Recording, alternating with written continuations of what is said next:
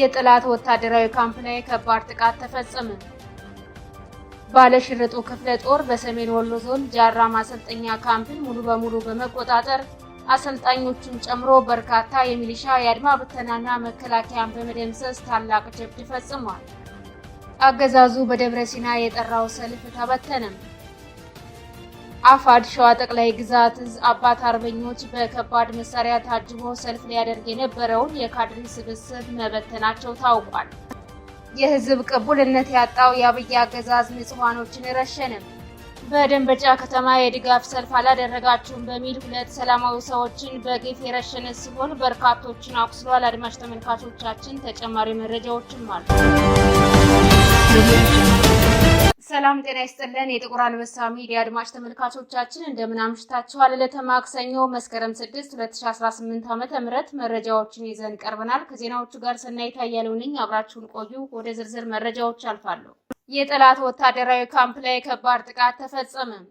ባለሽርጡ ክፍለ ጦር በሰሜን ወሎ ዞን ጃራ ማሰልጠኛ ካምፑን ሙሉ በሙሉ በመቆጣጠር አሰልጣኞችን ጨምሮ በርካታ የሚሊሻ የአድማ ብተናና መከላከያን በመደምሰስ ታላቅ ጀብድ ፈጽሟል።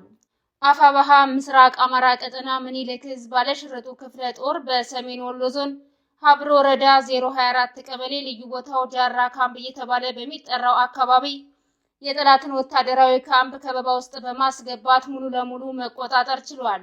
በተፈጸመው ከባድ ጥቃት የብልጽግና ቡድን ሚሊሻ አድማ ብተናና እንዲሁም የብልጽግና ወንበር አስጠባቂ ሰራዊትን በመደምሰስ በርካቶችን ቁስለኛና ምርኮኛ አድርገዋቸዋል ተብሏል።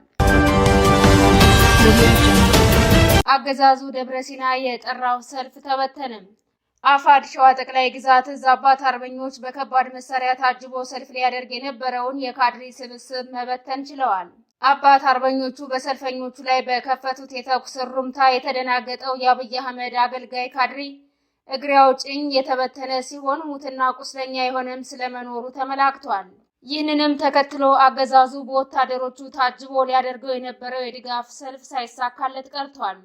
በተመሳሳይ በምዕራብ ጎጃም ዞን ቀጠና የሚንቀሳቀሱት የኤፍሬም አጥናፉ ብርጌድ እና ሌሎች ብርጌዶች በተሳተፉበት አሳምታ ተራራ ላይ በጠላት ኃይል ላይ ጉዳት ደርሷል። አሳምታ ተራራ ላይ ሰፍሮ የነበረውን የፋሽስቱ አገዛዝ ሰራዊት ፋኖቹ ከበባ ውስጥ በማስገባት የጠላትን 2 ምሽግ በመስበር በሰራዊቱ ላይ ከባድ ጉዳት ስለማድረሳቸው የመረጃ ምንጮች ተናግረዋል።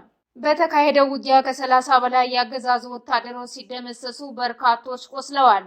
እንዲሁም 22 የነፍስ ወከፍ መሳሪያዎችና ሌሎች ወታደራዊ ቁሳቁሶች በፋኖ እጅ ገብተዋል። የህዝብ ቅቡልነት ያጣው የአብይ አገዛዝ ንጹሃኖችን ረሸነ። በደንበጫ ከተማ የድጋፍ ሰልፍ አላደረጋችሁም በሚል 2 ሰላማዊ ሰዎችን በግፍ የረሸነ ሲሆን በርካቶችን አቁስሏል።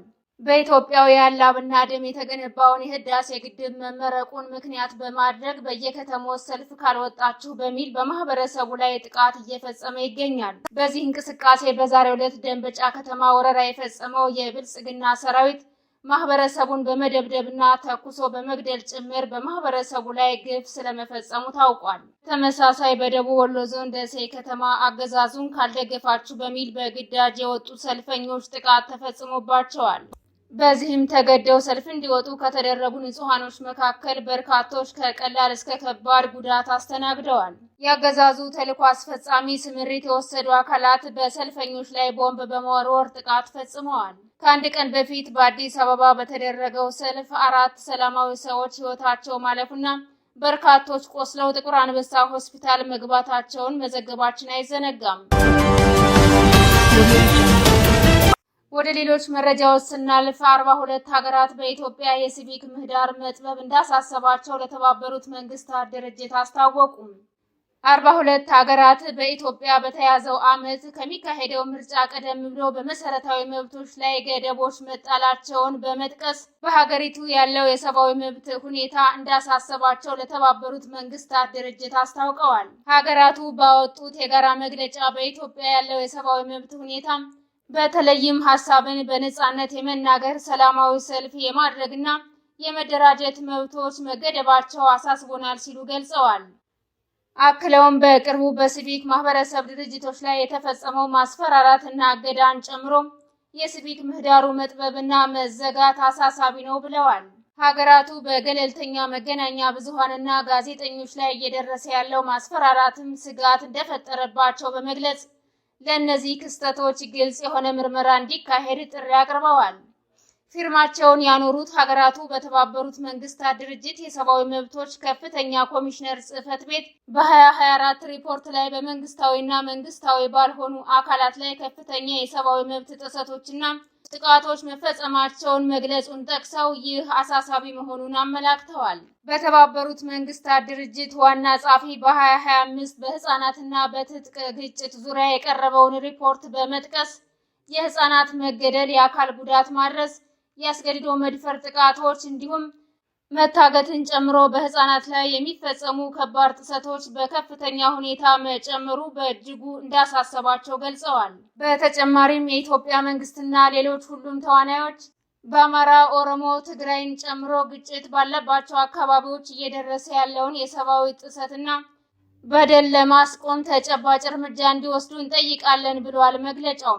በተለያዩ አካላት እየተፈጸመ ያለውን በንጹሃን ሰዎች ላይ ግድያ፣ ጉዳት ማድረስ፣ ማሰቃየት፣ የሰብአዊ አያያዝ፣ በግዳጅ መሰወር፣ የዘፈቀደ ስርና ማቆየት፣ በንጹሃን ሰዎች መሰረተ ልማት ላይ የሚደረጉ ጥቃቶችን እንዲሁም ከባድ ደረጃ ላይ የደረሰውን ጾታን መሰረት ያደረገ ጥቃቶች በአስቸኳይ እንዲቆም አሳስበዋል። ሀገራቱ ባለስልጣናት በሀገር አቀፍ ደረጃ የሰብአዊ መብቶች እንዲከበሩ፣ ፍትህና ተጠያቂነት እንዲረጋገጥ ጠይቀዋል። የጋራ መግለጫው በኢትዮጵያ የሽግግር ፍትህ ሂደት ውስጥ መሻሻል ባለመኖሩ ስጋቱን ገልጿል። ታማኒነት ያለው የሽግግር ፍትህና ተጠያቂነት ማዕቀፍ መተግበር ለተጎጂዎችና ከጉዳት ለተረፉት ብቻ ሳይሆን በሀገሪቱ ዘላቂ ሰላምና እርቅ ለማረጋገጥ ወሳኝ ነው ሲል አስታውሷል። ሀገራቱ በተጨማሪ የኢትዮጵያ መንግስት ከተባበሩት መንግስታትና ከሌሎች የጥበቃ አካላት ጋር እንዲተባበርና ገለልተኝነታቸውን እንዲያከብር አሳስበዋል። የተወደዳችሁና የተከበራችሁ አድማጭ ተመልካቾቻችን ለዛሬ ያዝንላችሁ መረጃዎች እነዚህን ይመስሉ ነበር። የዩቲዩብ ቻናላችንን ላይክ፣ ሼር፣ ሰብስክራይብ እንድታደርጉ በአክብሮት እንጠይቃለን።